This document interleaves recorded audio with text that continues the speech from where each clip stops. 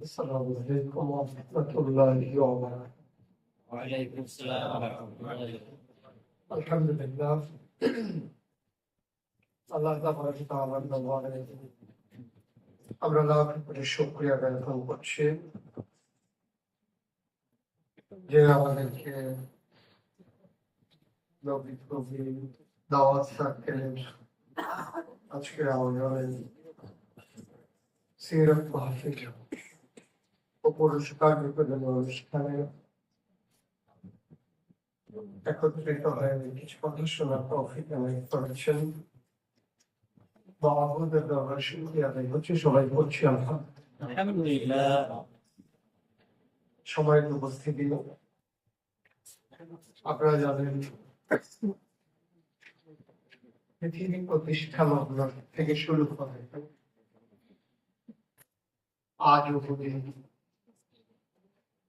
যখন পৃথিবীকে বিশেষায়িত করা হয় এইভাবে, গোটা বিশ্ব আজ গ্লোবাল ভিলেজ, গোটা বিশ্ব আজকে কম্পিউটারাইজড। শুধু নবী রাসূল নয়, যত মানুষ এই পৃথিবীতে এসেছেন এ মানুষগুলোর মাঝে যে একবিংশ শতাব্দীর সূচনা লগ্নে দীর্ঘ দিন পরেও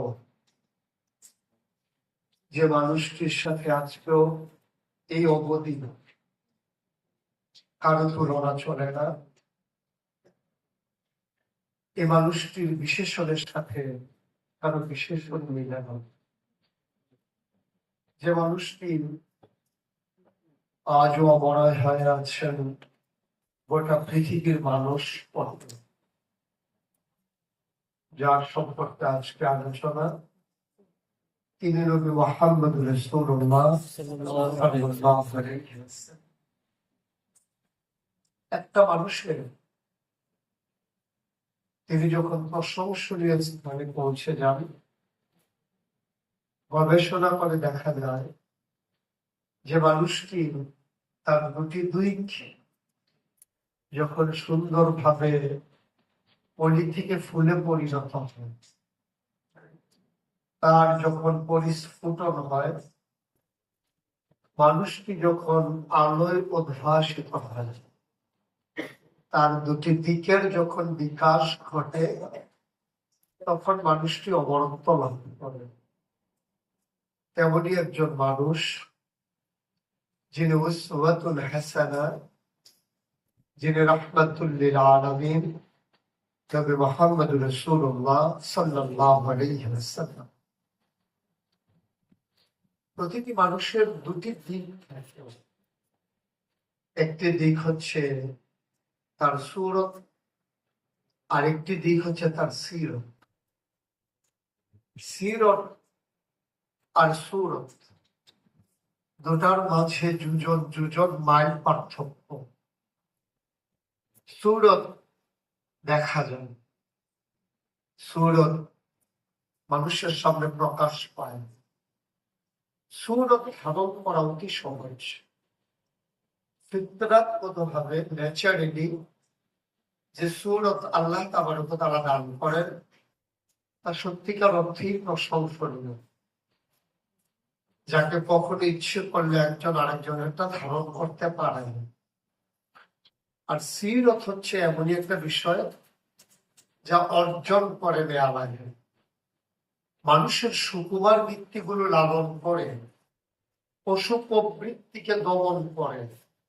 মানুষ যখন প্রকৃত অর্থে মানুষে পরিণত হয়, তখনই সে আল্লাহ তাবারক ওয়া তাআলা যে উদ্দেশ্যে মানুষকে সৃষ্টি করেছিলেন, ইন্নী জাইলুন ফিল আরদি খলিফা, যে আমি একটা কওম, আমি একটা সম্প্রদায়, আমি মানুষ বানাতে চাই যাদের পরিচয় তারা আল্লাহর খলিফা। খলিফা হিসেবে নিজেকে যদি আপনি অধিষ্ঠিত করতে চান, নিজেকে যদি আপনি ওই জায়গায় অবস্থান করাতে চান, তাহলে আপনার মনুষ্যত্বের বিকাশ ঘটানো লাগবে, পশু প্রবৃত্তির দমন করা লাগবে। আমরা অবশ্যই জানি প্রতিটি মানুষের মাঝে একটা পশু বাস করে। এমন একটা মানুষ নাই যার মাঝে পশু বাস করে না। পশুত্বকে পরাজিত করে মানুষটি যখন মনুষ্যত্বের বিকাশ ঘটায়, তখনই সে প্রকৃত অর্থে মানুষই পরিণত হয়। প্রাণ থাকলে প্রাণী হয়, মন না থাকলে মানুষ হওয়া যায় না। আমরা যাদেরকে দিব্য চোখে দেখি তারা হচ্ছে অধিকাংশই প্রাণী। আজকে মানুষের বড় অভাব। এই ক্রাইসিস পিরিয়ড ওভারকাম করার জন্য আমাদের নিজেদেরকে সেই জায়গায় চলে আসতে হবে, অর্থাৎ পশু প্রকৃতিকে দমন করে মনুষ্যত্বের বিকাশ ঘটাতে হবে। ১,৫০০ বছর আগে নবী যখন এই ধরণীতে তার শরীর ফেলেছেন, তখন ধরণী ছিল অন্ধকারাচ্ছন্ন, কালিমালিপ্ত, গোটা জামানাটাই ছিল জাহির। সেখানে মানুষে মানুষে অনেক বেশি পার্থক্য ছিল। পুরুষ আর নারীতে সেখানে ছিল বিশাল ফারাক। নারীকে মানুষের কাতারই মনে করা হতো না। কন্যা সন্তান হলে বাবা অবমাননা কর মনে করতেন। জীবন্ত কন্যা সন্তান গ্রথিত করেছেন ইসলাম আসার আগের ইতিহাস পর্যালোচনা করলে দৃষ্টান্ত পরিপূর্ণ। অনেকগুলো দৃষ্টান্ত আছে যেখানে কন্যা সন্তানদেরকে জীবিত কবরস্থ করা হয়েছে, প্রথিত করা হয়েছে। ১,৫০০ বছর আগে নবী যখন আসলেন, তিনি দেখলেন মানুষগুলো বর্বর, বেদুইন, যাযাবর, মূর্খ, সভ্য। মাত্র ২৩ বছরের ব্যবধানে তিনি যখন নবুয়ত প্রাপ্ত হলেন, ৪০ বছর বয়সে নবুয়তের প্রকাশ ঘটল। ৪০ বছর বয়সে নবুয়তের প্রকাশ ঘটার পরে ২৩ বছর মক্কা, ১৩ বছর মক্কায়, ১০ বছর মদিনায়। সর্বসাকুল্যে মাত্র ২৩ বছর তিনি সময় পেয়েছিলেন। এই সামান্য সময়ের ব্যবধানে যখন একটা ইউনিভার্সিটি ছিল না, যখন একটা কাবিল মাদ্রাসা ছিল না, একটা দাওরা হাদিস মাদ্রাসা ছিল না, ছিল না একটা ইউনিভার্সিটি বিশ্ববিদ্যালয়, ছিল না একটা বিশ্ববিদ্যালয় কলেজ, ছিল না ইন্টারমিডিয়েট কলেজ, ছিল না বলতে কিছুই ছিল না। প্রাইমারি, প্রি প্রাইমারি, নৈশ শিক্ষা, গণশিক্ষা, print media, electronics media, courier service, post office, নাই বলতে কিছুই নেই। না ল্যান্ডফোন, না মোবাইল ফোন, না ইন্টারনেটের সংযোগ। তিনি যখন এসে দেখলেন মানুষগুলো এই অসভ্যতার মাঝে বাস করে আর সেখানে কোনো ইনস্টিটিউশন গড়ে ওঠে না, তখন তিনি নিজে একটা ইনস্টিটিউশন হয়ে গেলেন। তার সিলেবাস দিয়ে দিলেন রব্বুল আলামিন কোরআনুল কারীম। আর দারুল আরকামকে কেন্দ্র করে, নবী জীবনের প্রথম মাদ্রাসাকে কেন্দ্র করে তিনি একদল মর্দে মুজাহিদ, মনুষ্যত্বের বিকাশ ঘটানো একদল মানুষ তৈরি করে নিলেন, যাদের ব্যাপারে কোরআনুল কারীমে আল্লাহ বললেন রাদিয়াল্লাহু আনহু ওয়া রাদু আনহু, তাদের ব্যাপারে আল্লাহ খুশি, আল্লাহর ব্যাপারে তারা খুশি। পাশাপাশি আরেকদল মানুষ সভ্যতাকে যখন গ্রহণ করে নিতে চাইল না, তারা যখন এই সভ্যতায় অবগাহন করতে চাইল না, অন্ধকার অমানিসায় নিজেকে নিমজ্জিত রাখতে চাইল, তাদের ব্যাপারে আল্লাহ তাবারক ওয়া তাআলা কোরআনুল কারীমে ঘোষণা দিয়ে দিলেন ওয়ালাহুম কুলুবুন লা ইয়াফকাহুনা বিহা ওয়ালাহুম আ'য়ুনুন লা ইবসিরুনা বিহা ওয়ালাহুম আযানুন লা ইয়াসমাউনা বিহা উলাইকা কাল আনআম বাল হুম আযাম। মানুষ আরেক দল হয়ে গেল, এমন মন আছে বুঝে না, চোখ আছে দেখে না, কান আছে শুনে না। ওরা কেমন মানুষ? আল্লাহ বলছেন, আমি কি বলছি মানুষ? উলাইকা কাল আনআম, ওরা চতুষ্পদ জানোয়ারের মতো, বাল হুম আযাম, ওরা জানোয়ারের চাইতে নিকৃষ্ট।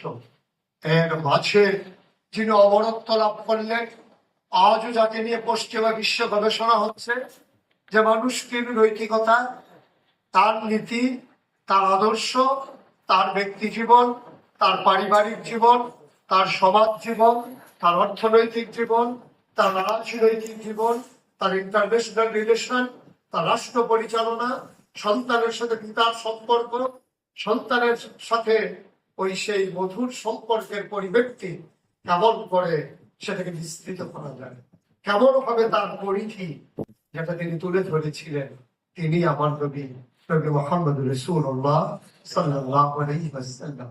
আমি শুরুতেই বলেছিলাম সূরত এটা স্বাভাবিকভাবে নেচারের ফিতরাতগত, আর সিরত যেটা এটাই হচ্ছে অর্জনের বিষয়। নবীর সূরত যদি আমরা পর্যালোচনা করে দেখি, তার সূরতের উপরে যতগুলো হাদিস এসেছে, যতগুলো বর্ণনা এসেছে, সবগুলো সমন্বয়ে যখন এই সিরত গ্রন্থগুলোতে তার আলোচনা চলে আসছে, আর বর্ণনা ঠিক এরকম।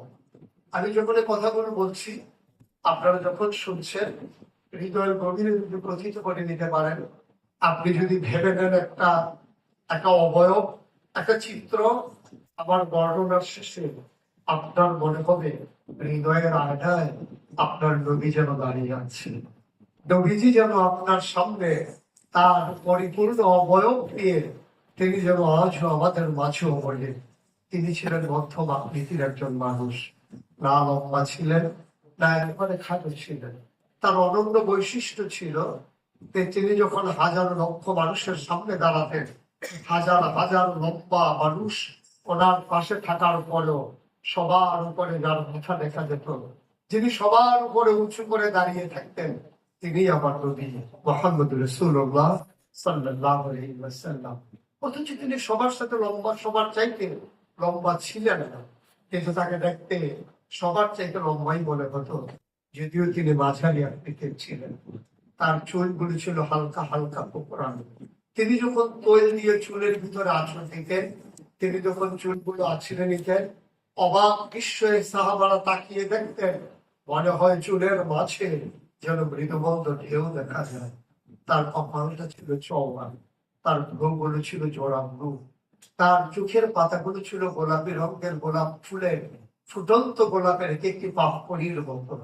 তিনি কখনো বা যখন চোখের পলক ফেলতেন, যখন চোখের পাতাটা ধুলে উঠতো, মনে হতো মৃদুমন্দ বাতাসে গোলাপ পাপড়ি যেন দোল খাচ্ছে। তার চোখের দুটি অংশ, কালো অংশ একেবারেই কৃষ্ণ কালো, সাদা অংশ রক্তিমাভ সাদা। তার চোখ দুটো ছিল বড় বড় টানা টানা, তার নাকটা ছিল খাড়া, ছিদ্রগুলো ছিল ছোট ছোট, নাকের নিচে চিকন সরু গোঁফ, ঠোঁটগুলো ছিল তার গোলাপি রঙের। তিনি কখনো বা যখন মুচকে হাসতেন, ঠোঁট দুটো যখন একটু ফাঁক হতো, মাঝের দাঁত গুলো যখন বের হয়ে যেত, মনে হতো গোটা পৃথিবীতে যেন বিজলি চমকিয়েছে। তিনি যখন কখনো বা পথ দিয়ে হেঁটে যেতেন, 1 মাস পরেও কোন সাহাবা যখন সেই পথে হাঁটতেন, তারা জিজ্ঞেস করতেন, এ পথ দিয়ে কি আমার নবী চলে গেছেন? এ পথ মারিয়ে কি আমার নবী হেঁটে গেছেন? অবাক বিস্ময়ে সেই জায়গার স্থায়ী বাসিন্দা যারা, তারা বলতো, হ্যাঁ নবী গেছেন, তবে 1 মাস আগে। আপনি কেমন করে বুঝলেন? সাহাবা জবাব দিতেন, 1 মাস আগে নবী হেঁটে গেছেন। আজও যেন মনে হয় নবীর গায়ে জান্নাতি গন্ধ পাওয়া যায়। আমার অভিজ্ঞতা, আমি যখন হজে গিয়েছিলাম, আমাকে যখন সবাই মিলে আনন্দ উৎসব দিয়ে নবীর সে হেরা গুহায় উঠালেন, অনেক ক্লান্ত পরিশ্রান্ত হয়ে ঠিক নবী যেখানে বসেছিলেন, যেখানে তিনি ধ্যানমগ্ন ছিলেন, ১,৫০০ বছর পরে আমি ঠিক সেই জায়গাটায় যখন অবস্থান করছিলাম, আমার হৃদয়ের উপলব্ধি, আমার মনের মাঝে সে অনুভূতি কাজ করেছে, মনে হচ্ছিল আজ যেন আমি সেখানে নবীর গায়ের জান্নাতি গন্ধ পাচ্ছি। এটাই হচ্ছে নবীর অনন্য বৈশিষ্ট্য, এটাই হচ্ছে নবীর সৌন্দর্য। পূর্ণিমার চাঁদ যখন আকাশে হাসে, চতুর্দশী পূর্ণিমার চাঁদের ফকফকা জ্যোৎস্নার মাঝে, খোলা আকাশের নিচে খেজুর পাতার পাটি বিছিয়ে মা আয়েশা কোলের ভিতরে মাথা রেখে যখন তিনি শুয়ে পড়তেন, একবার আকাশের চাঁদের দিকে আর একবার নবীর চেহারা মুবারকের দিকে তাকিয়ে অবাক বিস্ময়ে সাহাবা প্রশ্নের জবাব খুঁজতেন, আমি কাকে বলবো কে সুন্দর? বারবার আকাশের চাঁদ আর নবীর চেহারা, দুদুল্যমানতায় মানুষ, তার হৃদয়ের অনুভূতি, চাঁদ সুন্দর না নবী সুন্দর। বারবার যখন বুক থুবড়ে পড়ছে সিদ্ধান্ত নিতে, হৃদয় থেকে উচ্চারিত হয়েছে, হাজারো চাঁদের চেয়ে আমার নবী সুন্দর। এই নবী আমার, এই নবী আমার প্রিয় নবী। এই নবী করিম সাল্লাল্লাহু আলাইহি ওয়াসাল্লাম, তিনি যেমন সৌন্দর্যের আধার ছিলেন, তিনি যেমন সৌন্দর্যের মাধ্যমে নিজেকে জায়গা করে নিয়েছিলেন প্রতিটি মানব হৃদয়ে, তেমন করে তার সিরত, তার চরিত্র দিয়ে তিনি আজও অমর হয়ে আছেন। আজও পশ্চিমা বিশ্বের মনীষীরা বড় বড় ইউনিভার্সিটিগুলোতে, America, Britain, France, Germany, Sweden, Switzerland, বড় বড় ইউনিভার্সিটিতে আজও গবেষণা হচ্ছে ১,৫০০ বছর আগে মানুষটি এসেছিলেন অন্ধকারের মাঝে, কেমন করে আলোর উপর স্ফুটন ঘটালেন, কেমন করে তিনি ভাসিয়ে দিলেন, আলো উদ্ভাসিত করে দিলেন গোটা পৃথিবীর, গোটা তরুণীর মানুষকে। ওরা সিদ্ধান্তে পৌঁছে গেছে তার অমীয় চরিত্র, তার সুন্দর ব্যবহার, তার অমলিন হাসি, তার সুন্দর লেনদেন, তার চলাফেরা, উঠা বসা, সবগুলোই ছিল যেন আল্লাহ কর্তৃক নিয়ন্ত্রিত, আর সেগুলো ছিল গোটা মানবের জন্য আদর্শ। এজন্য আল্লাহ তাআলা যেমন করে ঘোষণা দিয়ে দিলেন, বান্দার জন্য যেমন অপরিহার্য আলহামদুলিল্লাহি রাব্বিল আলামিন, সমস্ত প্রশংসা হবে শুধুমাত্র কেবলমাত্র এক আল্লাহর জন্য, ঠিক তেমন করে ওয়ামা আরসালনাকা ইল্লা রাহমাতাল লিল আলামিন, আর সমস্ত সৌন্দর্যের আধার আর সমস্ত যিনি রহমত গোটা ধরনের জন্য, গোটা উম্মার জন্য, সেটাই হচ্ছে আল্লাহ তাআলা ঘোষণা দিয়েছেন, তিনিই হচ্ছেন রহমাতুল লিল আলামিন। প্রকাশ হয়ে গেল আল্লাহ যত জায়গায় রব, নবীজি তত জায়গায় রহমত। একটা জায়গা এমন পাবেন না যেখানে আল্লাহ রব, আল্লাহর রুবুবিয়ত আছে, অথচ নবীজি রহমত নাই। তিনি শুধু মানুষের জন্য নন, গোটা ধরনের জন্য, গোটা সৌরমণ্ডলের জন্য, সকল কিছুর জন্য, সেই সৃষ্টির নিকৃষ্ট পিঁপড়া থেকে শুরু করে মানুষ পর্যন্ত সবার জন্য তিনি ছিলেন রহমত। এজন্য আমরা খেয়াল করে দেখি, তিনি কখনো বা যখন পথ দিয়ে হেঁটে যেতেন, প্রচন্ড দুপুরে খরতাপ রোদের মাঝে মানুষ যখন হাসপাস করতে গরমের মাঝে নিঃশ্বাস ফেলত স্বস্তি, মানুষ যখন রোদে বের হতে সাহস পেত না, তখন নবী হেঁটে যেতেন অবলীলা। তিনি হেঁটে যেতেন সেই মরুপথ দিয়ে, অবাক বিস্ময়ে সাহাবারা তাকিয়ে দেখতেন যে প্রচন্ড রোদের মাঝে কেমন করে তিনি হেঁটে যান। উপরের দিকে তাকিয়ে সবাই দেখত নবী যেদিকে যায় মেঘমালা ছায়া দিয়ে এসে যায়। কেমন দৃষ্টান্ত, কেমন মানুষ নবী করে। এই নবী যখন সেই মরুপথ দিয়ে হেঁটে যেতেন, এবড়ো খেবড়ো পাথরগুলো মানুষের পায়ের নিচে পড়লে মানুষ যখন প্রচন্ড ব্যথায় কুঁকড়ে উঠত, নবী হেঁটে যেতেন অবলীলা। সাহাবাদের মনে প্রশ্ন জাগত, পাথরের সেই অসহনীয় ব্যথা নবীকে কি ব্যথিত করে না? পরীক্ষা করার জন্য ওরা নবীর পেছনে পেছনে হেঁটে সেই পাথর টুকরা হাতে নিয়ে দেখত নবীর সম্মানে সেই পাথর টুকরা তুলার মতো নরম হয়ে গেছে। এটাই বাস্তবতা, এটাই ছিল নবীর মুআজিজা, এটাই ছিল নবীর অনন্য বৈশিষ্ট্য, স্পেশাল কোয়ালিটি।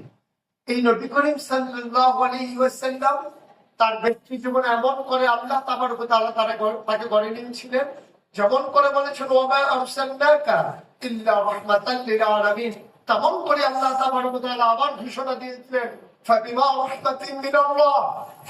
রাহমাতিন মিনাল্লাহ লিনতা লাহুম ওয়ালাউ কুনতা ফাজ্জান গালিযাল কলব লানফাদ্দু মিন হাওলিক ফা'ফু আনহুম ওয়াস্তাগফির লাহুম ওয়াশাবিরহুম ফিল আমর ফাইযা আযালতা ফাতাওয়াক্কাল আলাল্লাহ ইন্নাল্লাহা ইউহিব্বুল মুতাওয়াক্কিলিন। তিনি ছিলেন এমনই যে আল্লাহ তাআলা তার প্রতি যতটুকু রহম করেছেন, সবটা রহমের মাঝে তাকে নরম হৃদয়ের উপরে তৈরি করে দিয়েছিলেন। কেন নরম হৃদয় হতে হবে?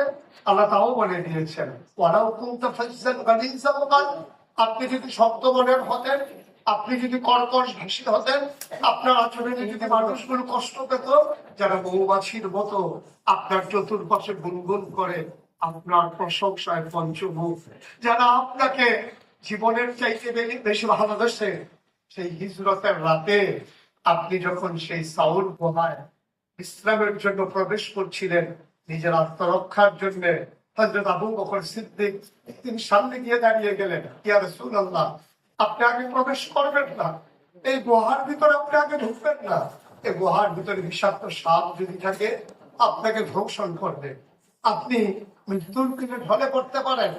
নবী করিম সাল্লাল্লাহু আলাইহি ওয়াসাল্লাম চমকে উঠলেন, তিনি থমকে দাঁড়ালেন, তিনি আশ্চর্যান্বিত হয়ে গেলেন, অবাক বিস্ময়ে তিনি বললেন, আবু বকর, আমি যদি গুহায় আগে ঢুকি তাহলে সাপ আমাকে কামড়াবে, তুমি যদি আগে ঢুকো তোমাকে কামড়াবে না? আবু বকর চোখের পানি ছেড়ে দিয়ে বলেছিলেন, আমার মতো হাজারো আবু বকর, তাদের জীবন যদি বিনাশ হয়ে যায়, তারা যদি মৃত্যুর কোলে ঢলে পড়ে, ইসলামের কিছুই হবে না। আর আমার নবী যদি মৃত্যুর কোলে ঢলে পড়ে, গোটা পৃথিবীতে আর ইসলাম থাকবে না। সুতরাং আপনি দাঁড়িয়ে থাকবেন, আমি আগে দেখবো সব কিছু আছে কিনা। এ কেমন অনুকরণীয়, এ কেমন প্রেম, এ কেমন ভালোবাসা, এ কেমন হৃদয়তা, এ কেমন হৃদয়ের অগাধ বিশ্বাস। মানুষ মানুষের জন্য এভাবে জীবন উৎসর্গ করে দিতে পারে। নবী যেমন করে বলেছিলেন, প্রস্তুত থেকো, যে কোনো একদিন, যে মক্কায় আমার জন্ম, যে মক্কায় আমার শৈশব, যেই মক্কায় আমার কৈশোর, যেই মক্কায় আমার তারুণ্য, যে মক্কায় আমার যৌবন, যে মক্কায় আমার বিবাহ, যে মক্কায় আমার নিজের বাড়ি, যে মক্কায় আমার শ্বশুর বাড়ি, মেয়ে দিয়ে দিলাম মক্কায়, লেনদেন করলাম মক্কায়, সমাজ বিনির্মাণে কাজ করলাম মক্কায়। যেদিন আল্লাহ ঘোষণা দিলেন থাকা যাবে না মক্কায়, হয়তো চলে যাওয়া লাগবে মদিনায়, নবীজি আবু বকরকে ডেকে বলবেন, আবু বকর প্রস্তুত থেকো। আবু বকর ঠিক ঠিক এমন প্রস্তুতি গ্রহণ করলেন, দরজার ভিতরে পিঠ ঠেকিয়ে তিনি রাত ভোর দাঁড়িয়ে থাকতেন। কখন এসে নবী বলবেন, আবু বকর আমি এসেছি, তুমি চলে এসো। অপেক্ষায় অপেক্ষায় দিন যায়, রাত যায়, সপ্তাহ যায়, আবু বকরের পিঠ আর বিছানায় লাগে না। আবু বকর অপেক্ষায় থাকেন, কখন দরজার নখ হবে, কখন টক করে আমার নবীজি দরজার ভিতরে আঘাত করবেন আর বলবেন, আবু বকর আমি চলে এসেছি। সে অপেক্ষায় তিনি দরজায় দাঁড়িয়ে দাঁড়িয়ে ঘুমোতেন। তার স্ত্রী দেখে বললেন, আপনি তো অসুস্থ হয়ে যাবেন, আপনি কেমন করে এভাবে দরজায় দাঁড়িয়ে দাঁড়িয়ে মানুষ ঘুমাতে পারে, আপনি বিছানায় আসুন। আবু বকর মুচকি হেসে বলেছিলেন, আমি আবু বকরের কষ্ট চাই, না হয় বা হলোই কিছু, সমস্যাটাতে কি? আমার নবী যদি এসে দরজায় দাঁড়ায়, তিনি যদি একবার ডাক দেওয়ার পরে আমি সাথে সাথে লাফাই বলতে না পারি, আমার রোগ জন্য বৃথা, আমার এই জীবনের এই অধ্যবসায়ী সাধনা সবই বিফলে যাবে। ঠিক ঠিক নবী যখন এসে দরজায় দাঁড়ালেন, রাতের আধারে, মাঝ রাত, গভীর ঘুমে সবাই যখন নিমগ্ন, পাখিগুলো ঘুমিয়ে পড়েছে আপন নিরিবিলি, গরুগুলো গোয়াল করে, শিশুরা মায়ের মুখে মুখ রেখে ঘুমায়, প্রিয়তম স্বামী প্রিয়তম স্ত্রীকে নিয়ে ঘুমিয়ে পড়েছে, কেউ জাগনা নাই, তিন পতন নিস্তব্ধতা, কোথাও দূরে রাধে জাকা পাখির শব্দ, কোথাও বা বন্য হয় না ডাক মাঝে মাঝে কানে ভেসে আসে। রবি এসে দরজায় দাঁড়ালেন, আবু বকরে ডাকলেন, আবু বকর। প্রথম ডাকলে আবু বকর আস্তে করে দরজা খুলিয়ে বললেন, লব্বাইক ইয়া রাসূলুল্লাহ। নবী চমকে উঠলেন, তিনি থমকে দাঁড়ালেন, তিনি জিজ্ঞেস করলেন, আবু বকর ঘুমাওনি? মাঝ রাত পার হয়ে গেছে, তোমার চোখে কি ঘুম নাই? একটাকে সারা জাগলায় কেমনি? আবু বকর চোখের পানি ছেড়ে দিয়ে বললেন, যেদিন বলেছিলেন তৈরি থেকো, সেই দিনের পর থেকে আর আবু বকরের পিঠ আর বিছানায় লাগেনি। এইভাবেই যখন আপনি ঐক্যবদ্ধে পৌঁছে যাবেন, আপনাকে এই জন্য ফাতিমা এজন্য আপনার মনটাকে কোমল করা হয়েছে, এজন্য মনটাকে নরম করে দেওয়া হয়েছে। আপনার মনটা যদি শক্ত হয়ে যেত, আবু বকর রাত জেগে আপনার জন্য অপেক্ষা করতো না। আপনি যদি কোমল হৃদয়ের অধিকারী না হয়ে কর্কশ ভাষী হতেন, আবু বকর হয়তো আপনার আগে গুহায় ঢুকে গুহাটা নিরাপদ কিনা যাচাই করতো না। এজন্য আপনার মনটাকে নরম করে বানানো হয়েছে। আপনি যখন দেখেছেন সবাই চতুর্পার্শ্বে এক নজর দেখার জন্য উদ্ভ্রান্তের মতো আপনার চতুর্পার্শ্বে ঘোরাঘুরি করে, এটা তো সেই জন্যই, যেহেতু ফাতিমা আপনাকে বিনাল্লাহ, আপনার মনটাকে আল্লাহ তাবারক ওয়া তাআলা রহমত দিয়ে নরম করা হয়েছে। আমাকে আপনাকে অনেকগুলো কাজ করতে হবে। ফাফান আস্তাগফির লাহুম ওয়া শাবিরহুম ফিল আমর। আপনি ক্ষমা করে নেবেন, ক্ষমা চাইবেন মানুষের জন্য, পরামর্শ করবেন যে কোনো কাজে। ফাইজা আযামতা, ঐক্যবদ্ধ যখন হয়ে যাবেন, ফাতাওয়াক্কাল আলাল্লাহ, ভরসা করবেন একমাত্র আল্লাহর উপরে। ইন্নাল্লাহ ইউহিব্বুল মুতাওয়াক্কিলিন, আল্লাহ তো তাকেই ভালোবাসেন যারা আল্লাহর উপরে ভরসা করেন। একবিংশ শতাব্দীর সূচনা লগ্নে যদিও বলা হয় গোটা বিশ্ব আজকে কম্পিউটারাইজড, যদিও বলা হচ্ছে গোটা বিশ্ব আজকে গ্লোবাল ভিলেজ, আজকে একটা ইউনিভার্সিটির কনভেনশন হবে, একটা ইউনিভার্সিটির মিলনায়তনে, যেমন করে আমার ভবিষ্যৎ প্রজন্ম, আমি যাদের চোখে বিশ্ব দেখি, যাদের হৃদয় দিয়ে ভাবতে শিখি, আবার 56,000 বর্গ মাইলের বাংলাদেশ, টাকনাফ থেকে তেঁতুলিয়া, রূপসা থেকে পাথুরিয়া আবার নতুন করে হাসবে, নতুন করে জাগবে, এগিয়ে যাবে তার সম্মুখ পানে। যারা সেই নৌকার হাল ধরবে, আমি দেখতে পাচ্ছি নাবিকেরা যেন আমার সামনেই বসে আছে। এই নাবিকেরা এই শক্ত করে হাল ধরে, দিক হারাতে দেবে না। ছাত্র জনতার হাতে বাংলাদেশ ততক্ষণ পর্যন্ত নিরাপদ যখন এই বাংলাদেশে কলেমা খচিত পতাকা উড়বে পথ পথ করে, যখন ফজরের ঘুম ভাঙবে সেই মিনারের আযান শুনে, ঘুমোতে যাবে ওরা দরুদ পড়তে পড়তে, আবার ঘুম থেকে জাগবে আযানের শব্দ শুনে। এই বাংলাদেশ জাহেলিয়াতের জন্য নয়, বাংলাদেশ কোন কাফের বেদিনের জন্য নয়, সুশীল সমাজের নামে যারা বাংলাদেশে পশ্চাদপদে নিয়ে যেতে চায়, যারা মনুষ্যত্বকে পশুত্বে পরিণত করতে চায়, নারী স্বাধীনতার নামে নারীকে অর্ধগণ্য আর বিভৎস করে যারা বুকের সামগ্রী বানাতে চায়, আমার যুব সমাজকে যারা নবীর আদর্শ থেকে দূরে সরিয়ে দিয়ে আজকে যারা আমার যুব সমাজকে নাস্তিকতা ভাবে পরিণত করতে চায়, আমার যুব সমাজকে যখন আজকে সেই মাদকের করাল ঘাসে অবগাহন করাতে চায়, অপসংস্কৃতির ফেলাবে যখন তাদেরকে বিনাশ করে দিতে চায়, আজ যেন কান পেতে শুনি নবী যেন ডেকে বলছেন, ও যুবকেরা উঠে এসো, জেগে আসো, জেগে উঠো, উঠো, জাতিকে পথ দেখাতে হবে। নবী আর আসবেন না, নবীর দরজা বন্ধ, কিন্তু নবীর পরে উম্মার দায়িত্ব যারা পালন করবে, আমি দেখতে পাচ্ছি আমার সামনেই যেন সেই যুবকেরা, আমার সামনেই যেন সে বোনেরা, যারা জাতিকে এগিয়ে নিয়ে যেতে চায়, যারা এক একজন আদর্শ নারীর ভূমিকায়, যারা সন্তান ধারণ করে শুধু নয়, সন্তানকে মানুষের মতো মানুষ করে যুদ্ধ সাজে সাজে সাজিয়ে রণাঙ্গনে পাঠিয়ে দিয়ে আত্মপলব্ধি তারা নিজেকে একেবারে বীরাঙ্গনার দায়িত্বের ভূমিকায় দেখতে চায়।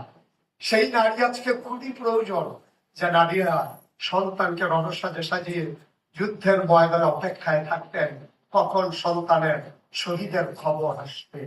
সেই নারীর আজকে খুব বেশি প্রয়োজন, যে নারীরা নবীর সোহবতে এসে 11 জন নারী দিনকে বিজয়ী করার জন্য তাদের জীবন যৌবন উৎসর্গ করে দিয়েছিলেন গোটা মানবতার জন্য। আজকে যুব সমাজ যদি নবীর আদর্শবান হতে পারে, নবীর সুরত ধারণ করা সত্যিকার অর্থেই অসম্ভব, কিন্তু সিরতকে নিজের জীবনে দিয়ে লাগিয়ে দেওয়া এটা সত্যিকার অর্থেই সম্ভব। যদি ইচ্ছে থাকে, যদি চিন্তা থাকে, যদি শপথ থাকে, এগিয়ে যাওয়ার যদি দীপ্ত মানুষ থাকে, অবশ্যই আল্লাহ পথ দেখাবে, আল্লাহ নিয়ে যাবেন সম্মুখ পারে। জাতি এগিয়ে যাবে, জাতি মাথা উঁচু করে দাঁড়াবে, পুরো বিশ্বে তাকিয়ে দেখবে বাংলাদেশ নামক একটা ভূখণ্ডের 18 কোটি মানুষ কেমন করে স্বকীয়তায় নিজেরা নিজেদেরকে পরিচিত করতে যাবে। সে স্বপ্ন দেখি আমি, সে স্বপ্নের মাঝে আমি জেগে উঠি। স্বপ্ন তো তাকেই বলে যা আমাকে ঘুমোতে দেয় না, স্বপ্ন তো তা নয় যা ঘুমিয়ে ঘুমিয়ে দেখা হয়। আজ আজকে বিশ্বাস করি নোয়াখালী প্রযুক্তি বিশ্ববিদ্যালয়, এই বিশ্ববিদ্যালয়ের হলরুমের মানুষগুলো যদি আজকে শপথ গ্রহণ করে, তাদের মাঝ থেকে একদিন যখন সচিব হবে, তারাই যখন গবেষণার দায়িত্বে পড়ে যাবে, তাদের মাঝ থেকে যখন আমলা তৈরি হবে, সচিবালয় যখন তারা নিয়ন্ত্রণ করবে, তারা যখন ঘুষকে ঘৃণা বলে প্রত্যাখ্যান করে সততাকে নিজের জীবনে ধারণ করবে, তারা যখন এগিয়ে নিবে বাংলাদেশকে বিশ্বের মাঝে পরিচয় করিয়ে দেওয়ার জন্য, সেদিনই প্রকৃত অর্থে স্বাধীনতা, সেদিনই প্রকৃত অর্থে স্বাধীনতার আস্বাদ গ্রহণ করা। আমরা সবাই মিলে নিজেদেরকে তৈরি করে নেই, সবাই মিলে নিজেদেরকে প্রস্তুত করে নেই, সবাই মিলে নিজেদেরকে আর ভোর ভেঙে নিজেদেরকে জাগিয়ে নেই। আমি না জাগলে সকাল হবে কেমনে? আমরা জেগে উঠি, আমরা গর্জে উঠি, আমরা চিৎকার করে করে বিশ্বকে জানিয়ে দেবে আমরা ছিলাম, আমরা আছি, আমরাই থাকবো ইনশাআল্লাহ। সবার জন্য দোয়া করি, সবার কাছে দোয়া চাই। কথা হবে ময়দানে, দেখা হবে কোনো এক আয়োজনে। আসসালামু আলাইকুম ওয়া রাহমাতুল্লাহি ওয়া বারাকাতুহু।